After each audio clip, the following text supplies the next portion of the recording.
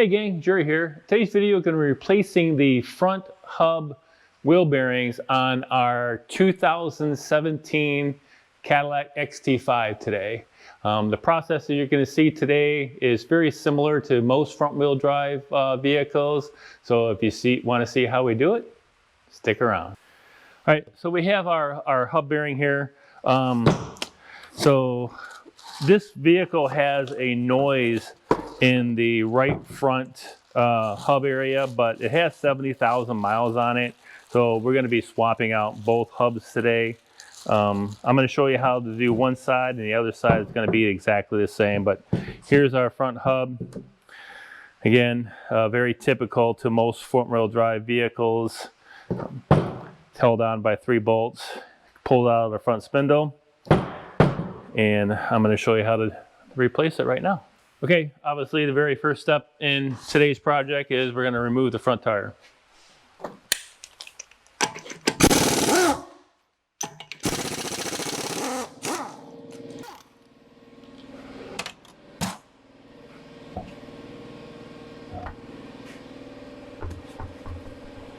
All right, we have our tire off. The very next step we're going to do is remove our caliper. Our caliper is held on the back, if I can grab the camera. Our caliper is held on the back by 2 21 millimeter bolts. That's the top one. We got one below there. We'll take those off, and then what I like to use is I purchased these little S-hook hangers. These are great to be able to hang the caliper out of the way while you're continuing working on your vehicle. So I'll leave a link in the description down below where you can pick these up, and of course all the other tools that I use in today's video. So now let's remove the 2 21 millimeter bolts and get our caliper out of the way.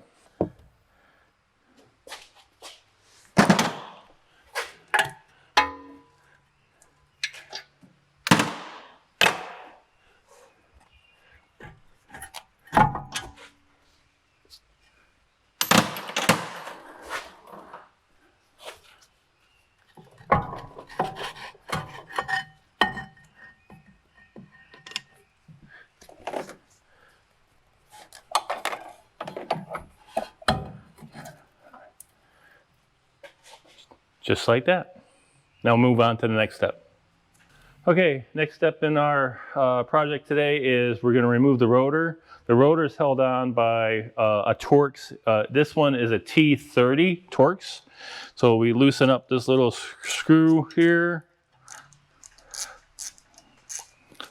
We'll pull this out.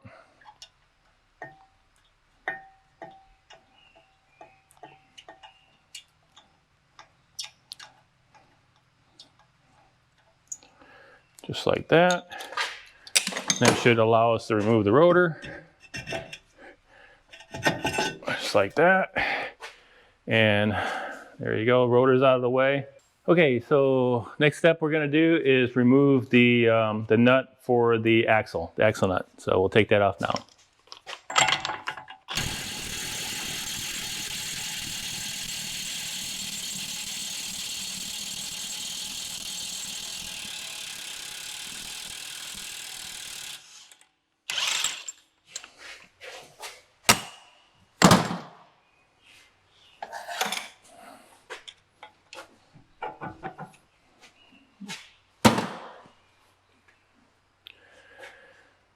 All right, now that we have our axle nut off, the next thing we're going to do is remove these 2 bolts here that hold the upper spindle on. And this will allow us, we'll move these 2 nuts here. These bolts are kind of splined into the hub, so we'll have to pull these nuts off and then knock these bolts out.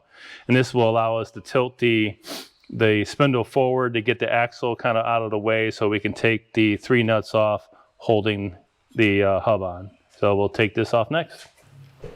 These are 18 millimeter.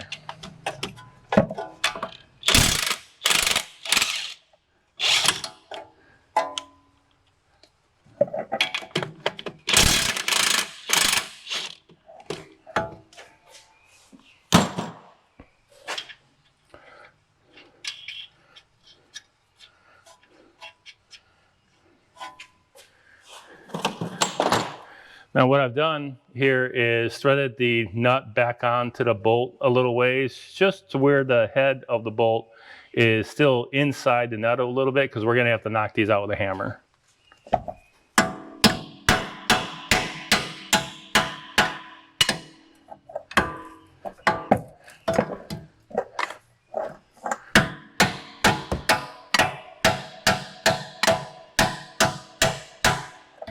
Okay.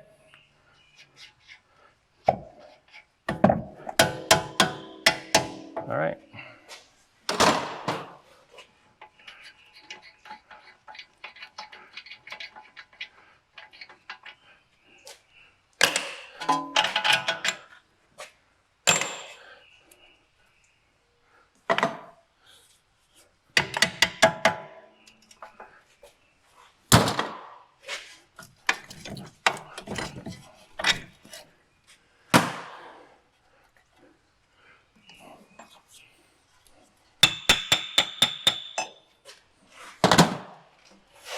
Okay.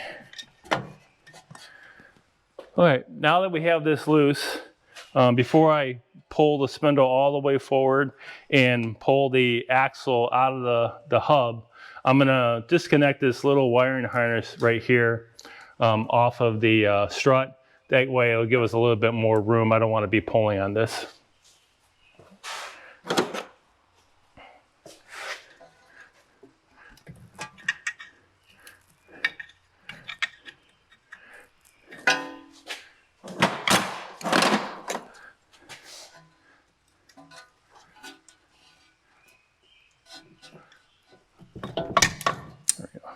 All right, we have that pop loose.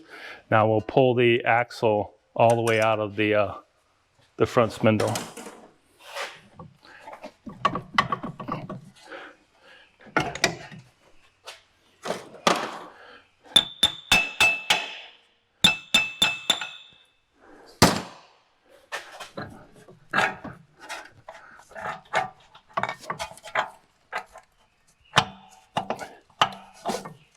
Okay.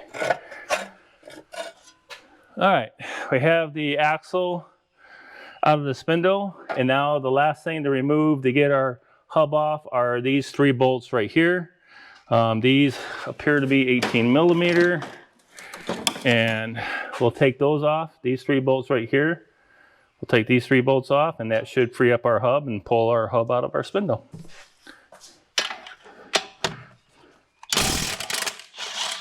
All right, there we go. There's our hub. There's our old hub. You can see how rusty it is.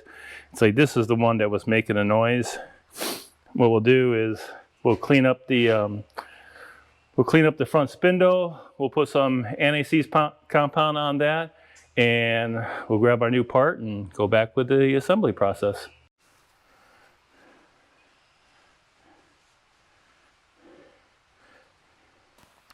All right, so I've cleaned up the inside of the front spindle here, and before we put our new hub in, I'm going to put some anti-seize compound on this inside diameter, making sure that I stay away from the front speed sensor there.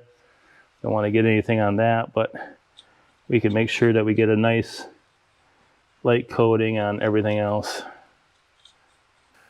Okay, we have anti-seize compound on our spindle here. I got all 3 bolts in there, and I got our backing plate in place, and then I'll put the hub up here. I'll start these by hand. I'll walk them in with a ratchet to walk the hub in nice and straight, and then I'll go and I'll take the impact and I'll torque it. Okay.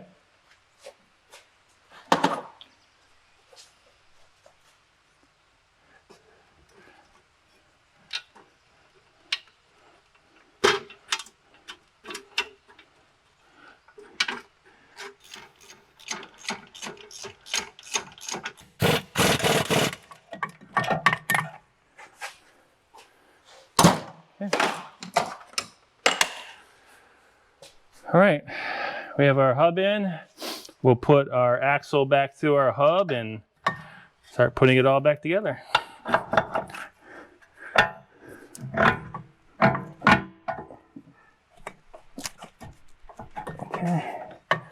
All right, so we have our axle already splined into our hub, but before we tighten all that up, we're going to get our bolts into the upper bolts for the spindle that go to the strut next.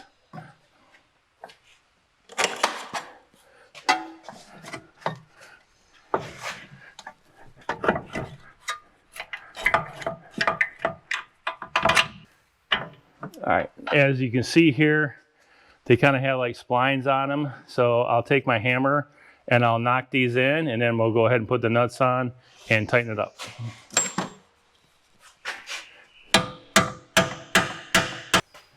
You don't have to get them all the way in. I got them in there where they're set pretty good, and tightening these nuts will draw them in the rest of the way.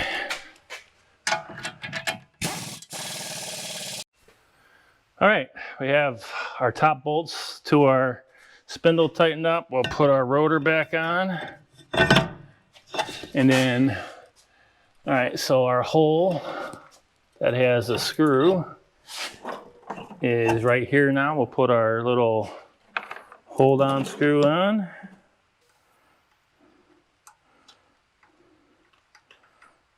Okay. Started.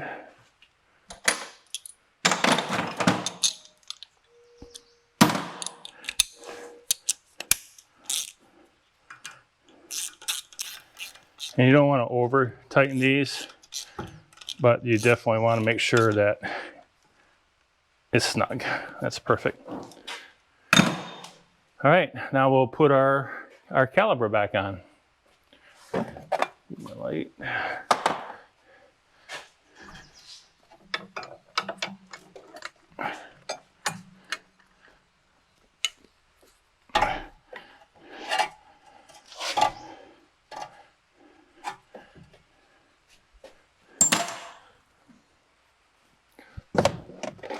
All right, before I put the caliper back on, I'm going to compress the piston a little bit, just to make it easier for the pads to go back over the piston. So I'm just going to do it a little bit. I'll just take my big channel locks here, put it right there, and just squeeze the piston out a little bit, just like that. That should give me enough room to get the caliper on.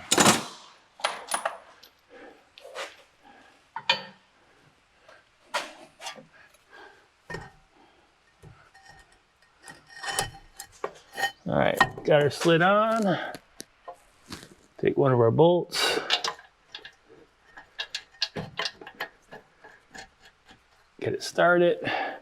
Take our bottom bolt.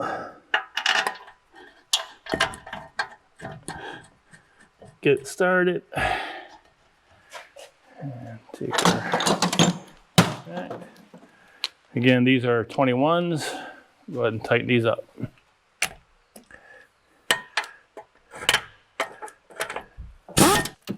Okay. Make sure we take our little wire here that we took off earlier. We'll put that back into the strut right there. Now we'll put our axle nut back on for our axle.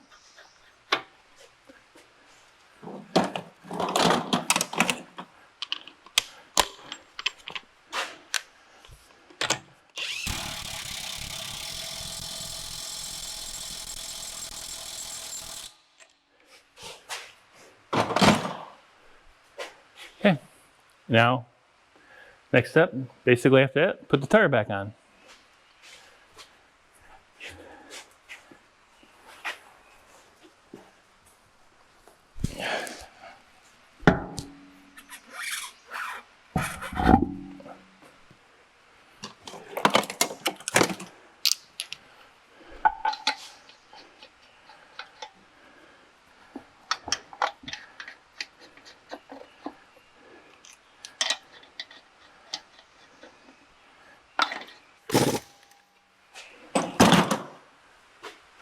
Okay, we'll lower it back down and check the lug nuts one more time with a torque wrench to make sure they're properly torqued, and we should be good. Now, one more final note. Obviously, you saw me compress the calipers in, so Now the brake pads are not touching the rotor, so the very first brake apply, you're going to have a long pedal. So make sure when you get into the vehicle, you pump the brakes a couple of times before you actually take the vehicle for a test drive. So we'll let it down, check the torque on our lug nuts, and we should be good.